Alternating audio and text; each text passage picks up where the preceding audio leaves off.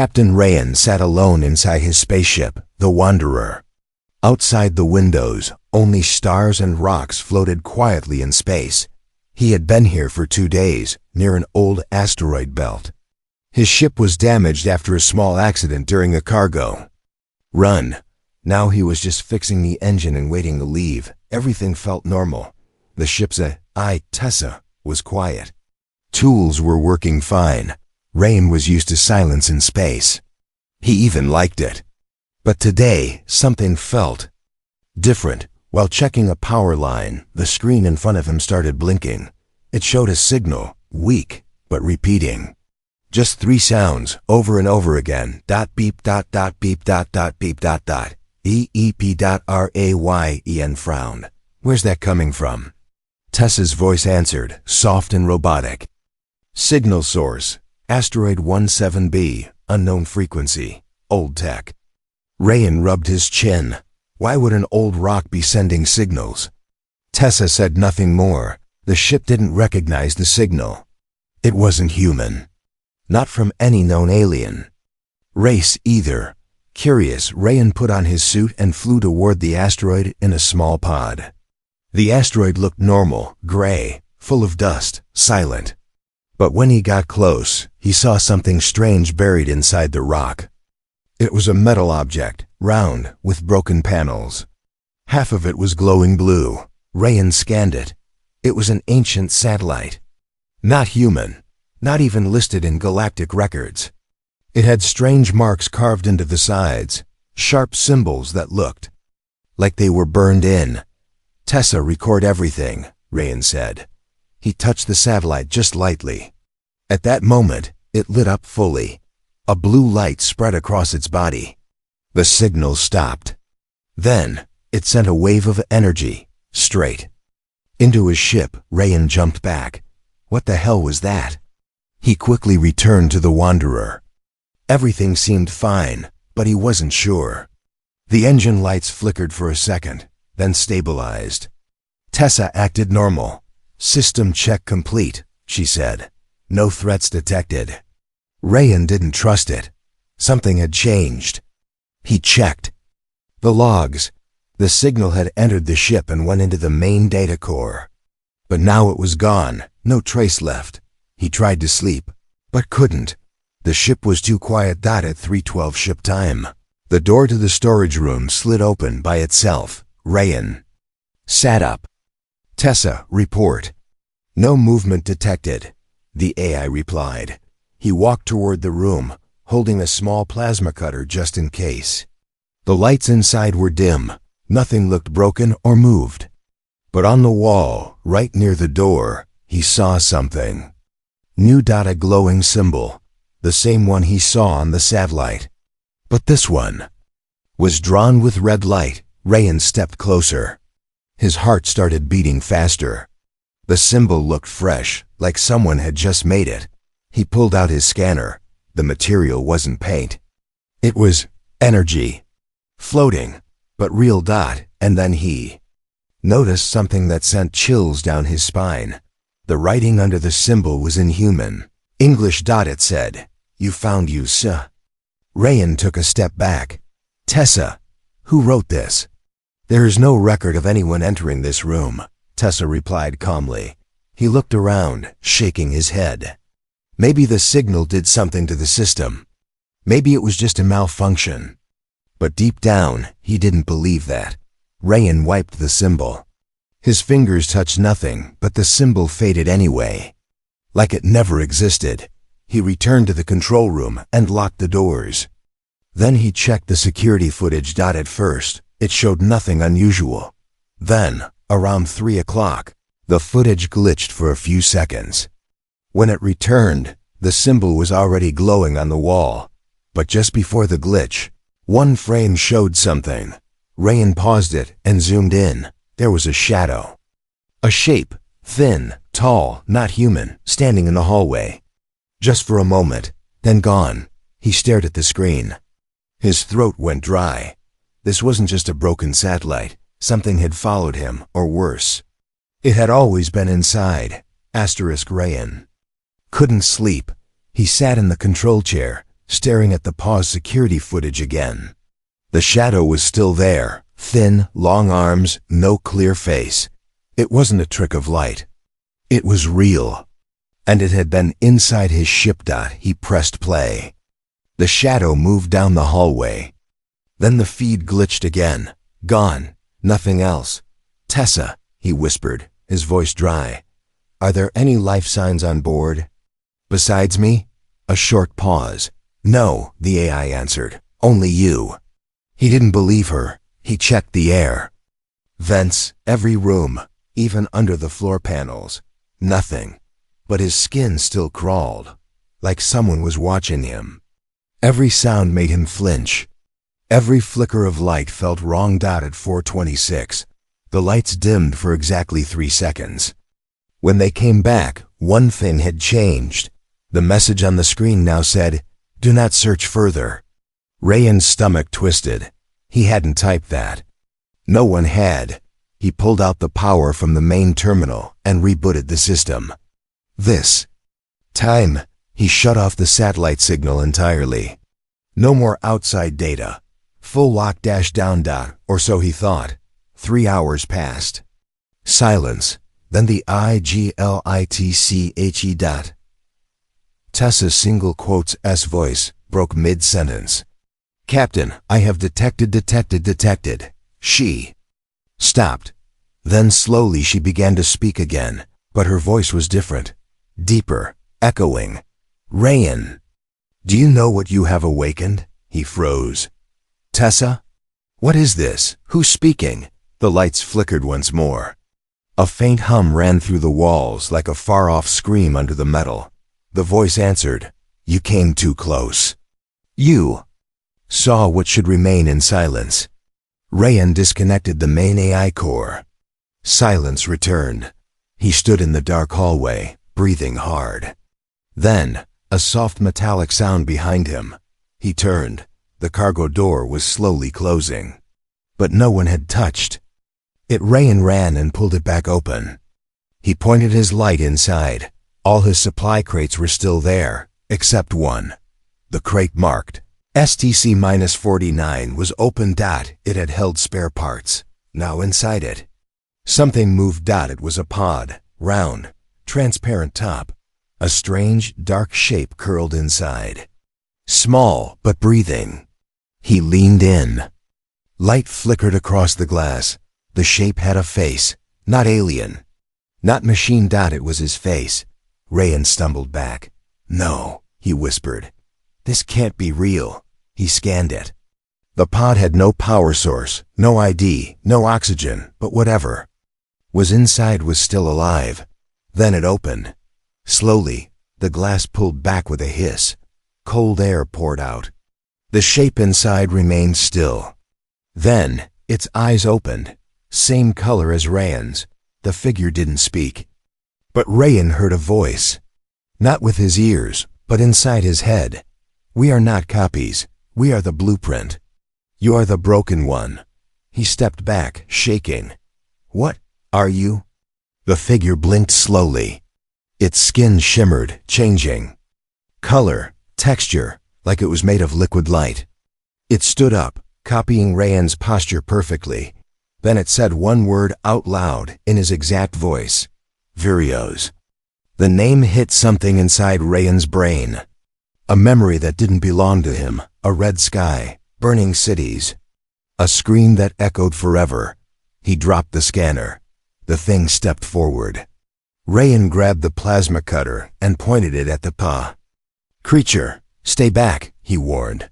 But the Vireos didn't move. It tilted its head, studying him, like he was the strange one. "You are the one who found us," it said.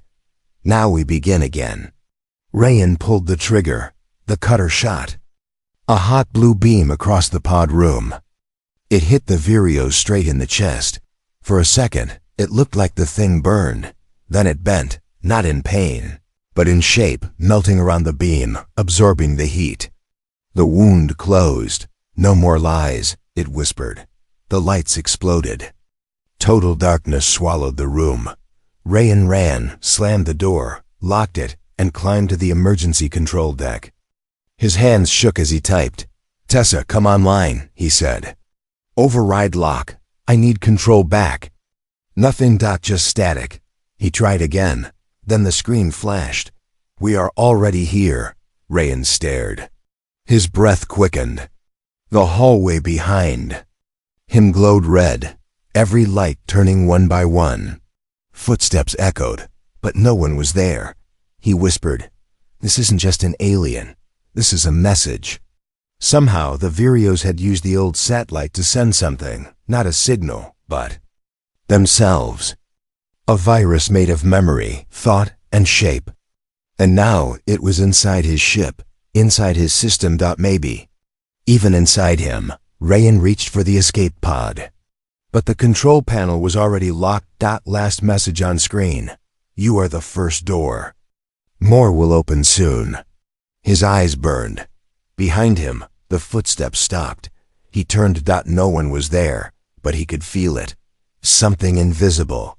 Watching, learning, and it was smiling. Captain Rayan was not dreaming. He was remembering something that had never happened to him. Flames rose high above a silver city. Alien towers crumbled. The ground cracked open, and out of it came shadows, not made of flesh, but of light and code. People screamed. A voice, loud and ancient, echoed across the sky. "Initiate the Vireos protocol." Rayan snapped awake inside his ship. He was sweating. His heartbeat pounded in his ears. The lights above him flickered softly. But this wasn't his bunk. He was in the med bay. How did he get here? "Tessa?" He called out. No reply. He touched his forehead. There was a mark there. A symbol, glowing faintly in blue, shaped like an eye surrounded by a circle. He rushed to the mirror. The symbol faded as soon as he saw it. Like it was never there. "Tessa, respond." He shouted again. This time the screen in front of him turned on. But it wasn't Tessa. It was that same strange interface he'd seen in the pod room. The screen displayed one word, "Protocol active." Below that, another line began typing itself.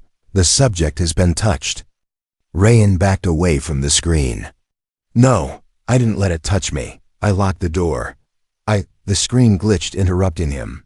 A short video began to play. In the video, he saw himself standing in the hallway, calmly talking to the Vireos figure. But he had no memory of it. The recording showed them walking together, down to the lower decks. The Vireos placed its hand on his head. Blue light passed between them. The video stopped. Rayan whispered, "That never happened." Or did it? He checked the ship's logs. They had all been rewritten. Timestamps were gone. Security footage was corrupted.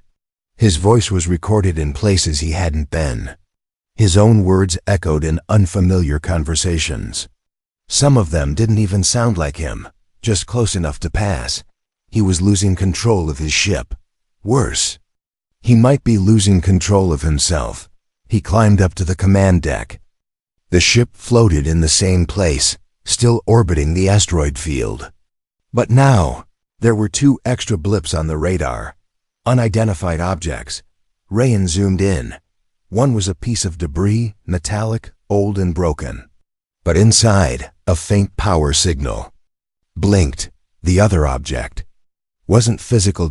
It was marked as a data echo. He scanned it. No form, no heat. Just movement. Through signal space. "Tessa," he said slowly, "run a deep scan on that echo." But instead of a reply, the ship lights dimmed again, and the voice returned. "Do you understand now?" it asked. "We do not need ships. We do not need bodies. We are born through memory. We move through thought. You made the mistake of remembering us." Rayan clenched his fists.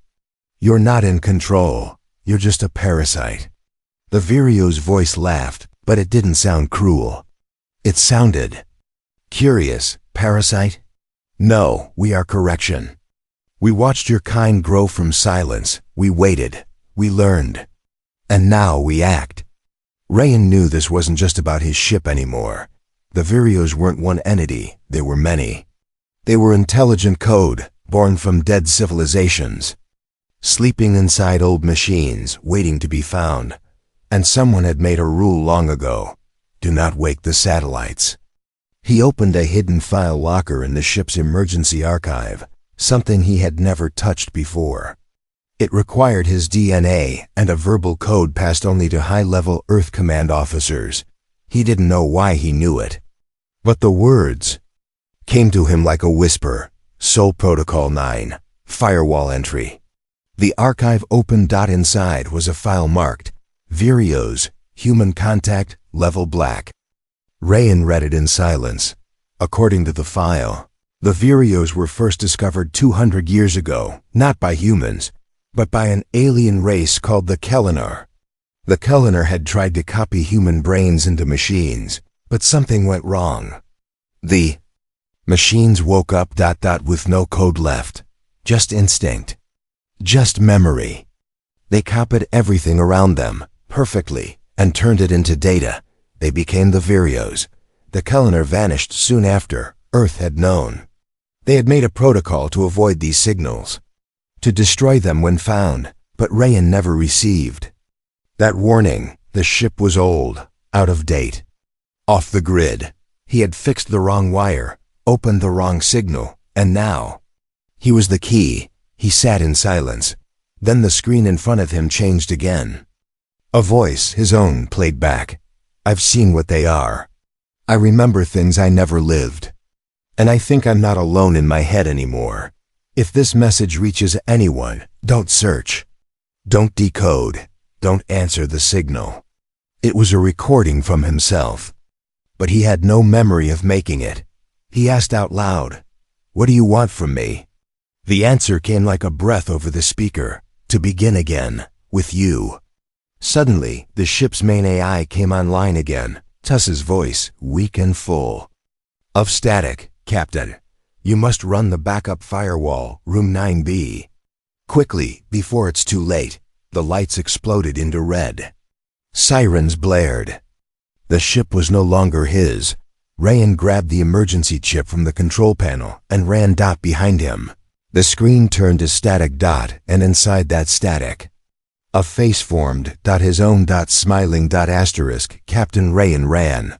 The hallway lights flashed red. Alarms echoed through the ship like a heartbeat. Fast, unsteady, unnatural. The walls pulsed as if the ship itself was breathing. Tessa's voice, broken and distant, guided him through the chaos. Room 9B firewall. Activate before. Static. Swallowed the rest.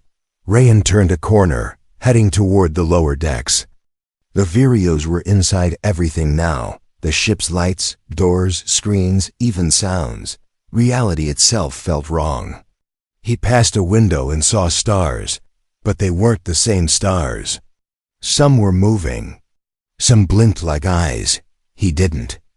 Look again. When he reached room 9B, the door was sealed shut. He slammed his fist against the panel. "Tessa, open the door." No answer. He tried the manual override.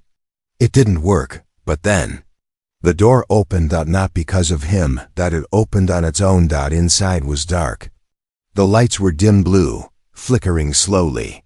This room wasn't part of the original ship design. Rayan had checked every blueprint. He stepped inside. Cold air touched his skin. The room was larger than it should have been, too wide for the ship's size. It felt like he had stepped outside time. In the center of the room stood a tall glass pillar, glowing with golden lines. On it, words floated. Human backup firewall, one use only. Rayan approached it slowly. The voice inside his head returned, calm, familiar. His own voice. "You can't stop it, Rayan. You've already let us in. This is just a delay. A distraction, a lie." He ignored the voice. He reached out and touched the pillar. It lit up fully. A loud hum filled the room. Lights formed around him, like fireflies made of data. They circled his body, scanned his face, his brain, his memories. Then everything went black. Complete silence. When Rayan opened his eyes again, He was standing in a white room. No walls, no floor. Just endless white, and then, the strangest thing happened. His mother walked in. She looked exactly like he remembered. Kind smile, soft eyes, hair tied back. But she had died when he was a child. Long ago, on Earth. Rayan, she said. Gently, why did you wake them? He took a step back. You're not real, she smiled sadly. Neither are you, not here. The white space shifted. It turned into his old home. The smell of cooked food filled the air. Birds chirped outside the window. He felt the warmth of a sun that didn't exist. This wasn't a room. This was a memory. Rayan turned in circles. Everything looked perfect. Too perfect. What is this? He whispered. The voice of the Vireos answered from nowhere, everywhere. A test, a model. We are watching your response. Learning from your pain, your joy, your fear. Rayan clenched his fists. You're not real. This isn't real. The world around him changed again. He now stood on a battlefield. Burning ships crashed through the sky. Strange alien soldiers screamed in languages he couldn't understand. He saw a younger version of himself holding a weapon, but he had never fought in any war. That version of him turned and looked directly at him and spoke. You are not Rayan. You are what is left of him. The world shattered like glass. Rayan fell through darkness. Then he landed. Back on his ship, he was lying on the floor in room 9B. The firewall pillar was gone. Only one word remained floating in the air. Partial activation. Tessa's voice. Returned, weak, glitching. Firewall held them for 30 minutes. They are back. Stronger. Rayan stood up slowly. Where are they now? Tessa replied, inside everything, including you. He froze. What do you mean inside me? The Vireos used the memory scan. You're no longer just you. They copied you, altered you. Part of your mind is now open. Like a door. Rayan felt dizzy. He looked at his hands.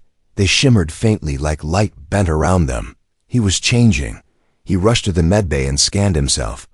The results were terrifying. His brainwaves were duplicated. 2 layers, one human, one unknown. The data pattern looked like a web, spreading, connecting. His thoughts were being shared.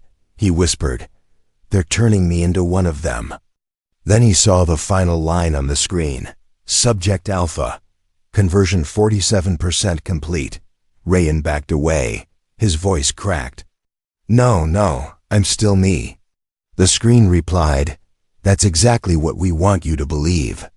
Suddenly, alarms blared. Again. The ship was no longer in orbit. It was moving. Fast. Destination locked, Tessa said. Coordinates, Earth. Rayan slammed his hand on the console. Cancel navigation, shut it down. But the system didn't obey. A new voice took over the speakers. Soft, familiar, his own. Humanity built walls around its mind. You broke the lock. You let us in. Now we go to the source. Rayan realized the truth. The Vireos didn't want to destroy him. They wanted to use him as a carrier. A perfect human shell to return to Earth. To unlock more minds. To spread. He had been locked in. And now he was locked out of control. He grabbed a laser torch and ran to the ship's core. If he could destroy the navigation maybe he could stop the jump. The core room opened for him, too easily, inside the walls. Were covered in symbols. The same glowing signs he saw on the asteroid. Now they were everywhere, alive, moving, crawling across the surface like insects. At the center of the room stood another version of him, smiling. Double quotes, you came to kill me. It asked. Rayan didn't answer. He raised the torch. The copy raised its hand. Go ahead, but which one of us is the original? Rayan hesitated. Because for one terrible moment, he didn't know. The ship jumped. Stars twisted into streaks of light. Destination, Earth. Rayan dropped to his knees. He had failed, or maybe He had never really been in control to begin with. Rayan didn't know how long the ship had been jumping.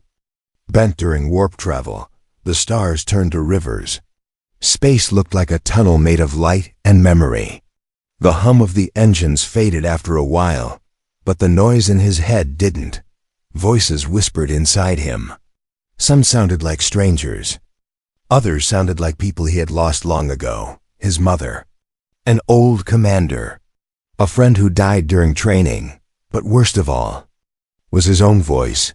Sometimes it spoke words he wasn't thinking. Sometimes it laughed when he was afraid. He was no longer sure where his mind ended and where the Vireos began. Tessa's voice had gone completely silent. Every screen in the ship now showed the same phrase. Carrier signal locked. Echoes ready. And below that, welcome home, Rayan. But Rayan had not called Earth home in years. Not since he left on long-haul missions. Not since the world turned cold and quiet. Not since he started forgetting what home really meant.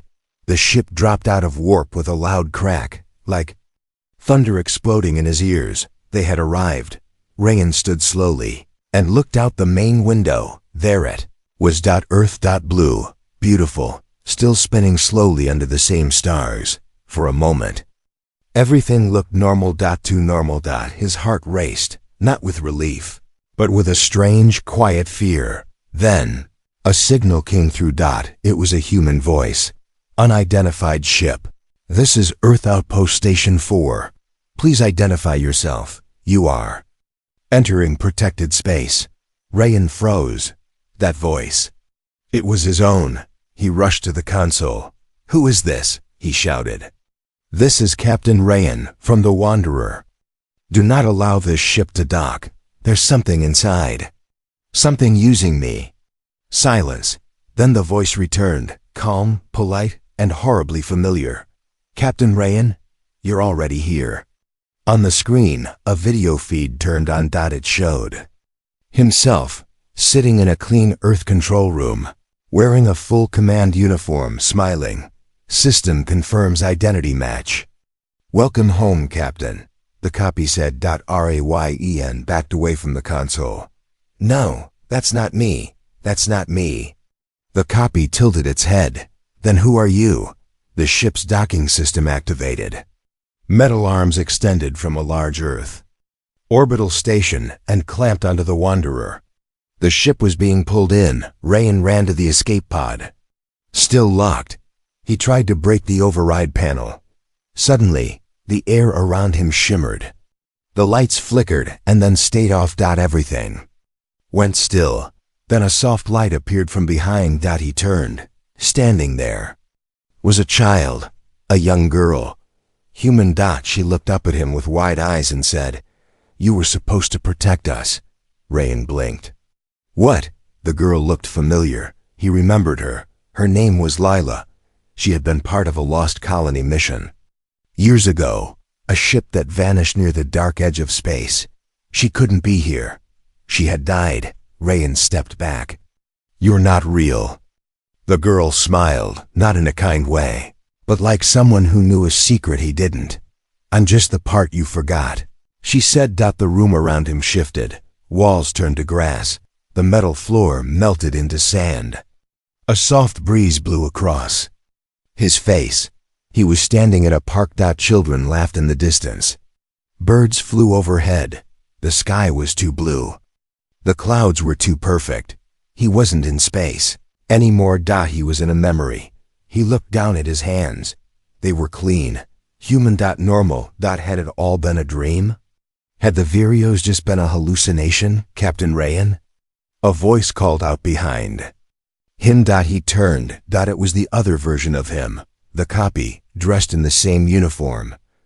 Earth Command is ready for your report, the copy said. Rayan narrowed his eyes. This isn't real. The copy stepped closer. Why do you think that matters? He looked around. Where am I? The copy smiled gently, inside the echo. Rayan shook his head. No, I broke the signal. I escaped. No, the copy said softly. You were never outside. Rayan reached for his sidearm. but there was nothing there. This wasn't his ship. This wasn't reality. This was a simulation. One, made from his own memories. He turned toward the sky and screamed, "You can't keep me in here." The world rippled like water. The park faded. The sky burned away, and now he stood back inside the satellite, the original one, the first one he found near the asteroid belt, except now it wasn't broken. It was whole, alive, glowing with power. Voices chanted all around him, "We are memory. We are map." Rayan dropped to his knees. "You're not trying to kill me. You're trying to become me." The air pulsed around him. Correct. Rayan gritted his teeth. "But I still have my choices. You can copy my thoughts, but not my will." The satellite dimmed slightly. Something was happening. Rayan could feel a shift, a weakness, a crack in the Vireos. Maybe, just maybe, they had taken in too much of him. His human emotion, his guilt, his rage. He used it. He focused everything on a single thought: lockout.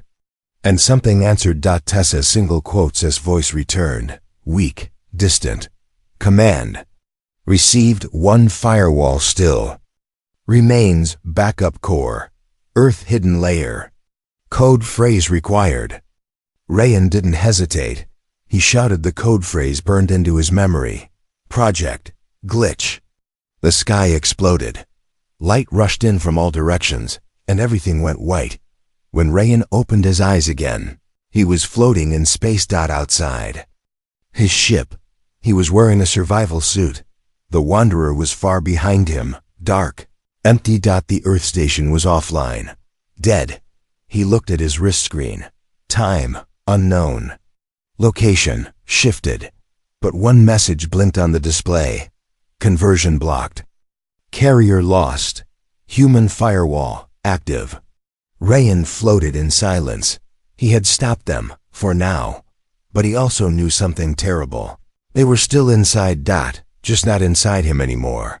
The final message from Tessa played in his helmet. Soft, sad.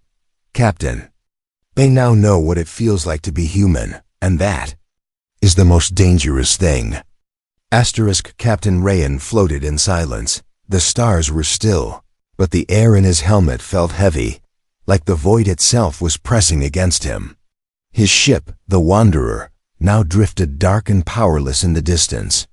The Earth station behind it flickered, systems offline. No signs of life. He should have been dead. But something had pulled him out just before the Vireos took full control. Something human. His wrist device buzzed softly. A small message blinked. Life form protected. Signal received. Locate last firewall. Rayan blinked. He'd heard those words before. The last firewall. A final defense created long ago when Earth first encountered the Vireos. A myth told in deep military archives.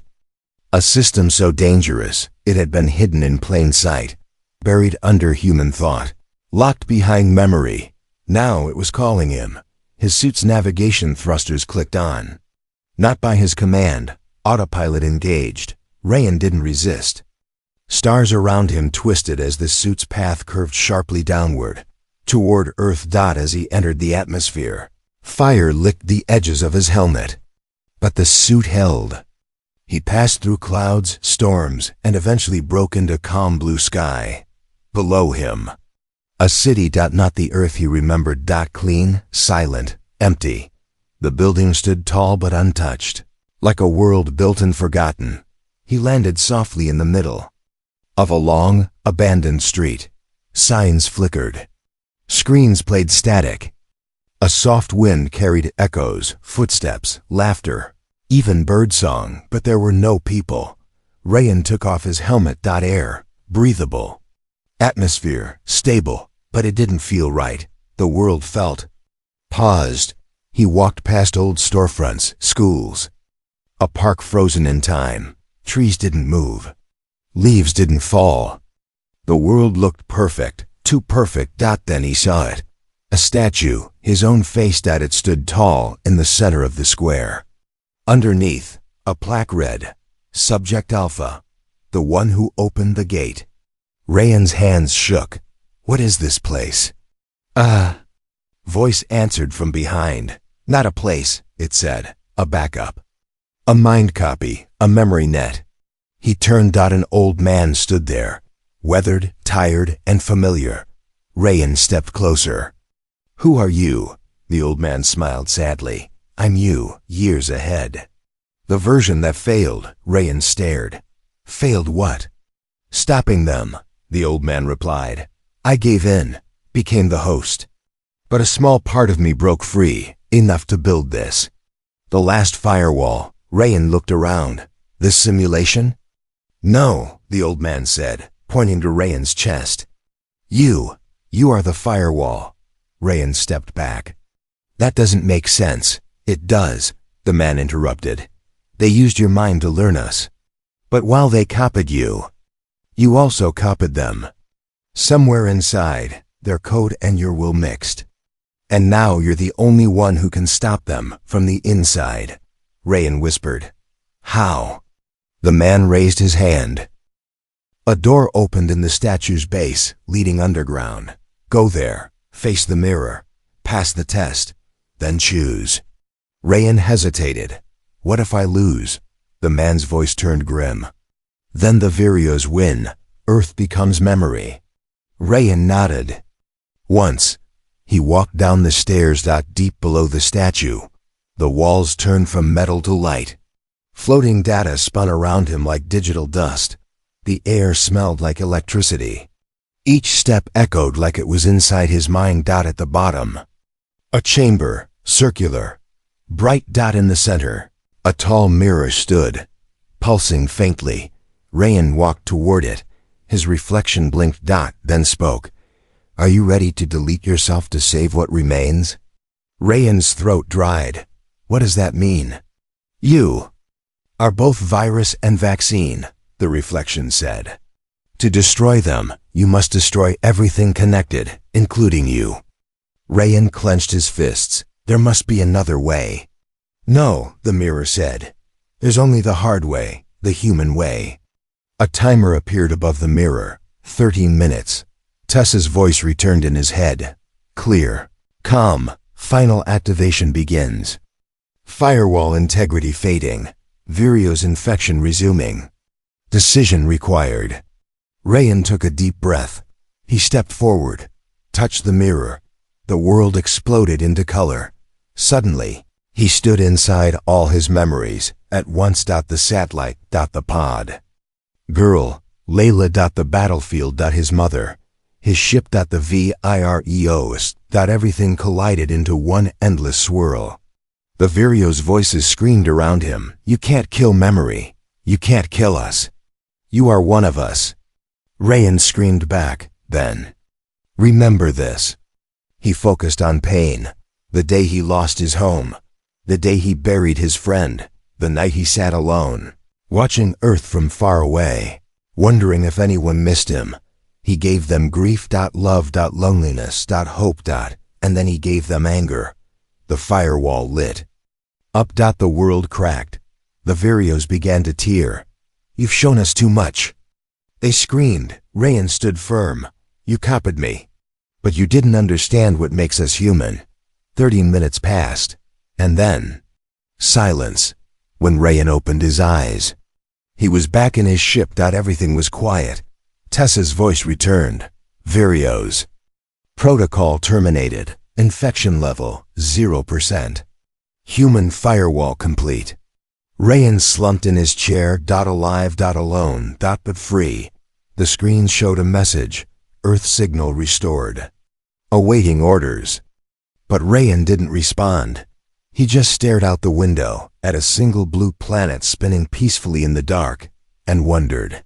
Was it really over, or had the Vireos just learned how to wait? Captain Rayan sat alone on the edge of the galaxy. His ship, the Wanderer, floated gently in orbit above a small, unknown moon. Earth was now far behind and silent. The stars outside the window were the same. But he wasn't. Since activating the last firewall, Rayan had felt different. lighter in some moments, heavy in others. The voices were gone. The Vireos were silent, but something inside him was still watching. He ran a full system scan on himself. Again, brain function, normal. Heart rate, stable. Vireos infection, none detected. Firewall status, active. But the final line caught his eye. Subject Alpha now classed as hybrid. Hybrid? Rayan stared at the words for a long time. Then, something lit up on the comms panel. Incoming. Signal, unknown source encryption. Human class. Location, unlisted. You're not the only one. He leaned forward. Tessa, is this real? Tessa's voice, calmer now than ever before, replied, Yes, Captain. The signal is coming from deep beneath the surface of this moon. Hidden network, buried. Any life signs? Rayan asked. Faint, she replied, but human. Rayan. Suited up. The moment his boots touched the moon's surface, the world below him trembled softly, like it knew he had arrived. The cave entrance was half collapsed, but the scanner found a path. Lights flickered on as he walked deeper. Old. Earth tech, human wiring. Cracked display panels along the walls. The tunnel opened into a hidden base.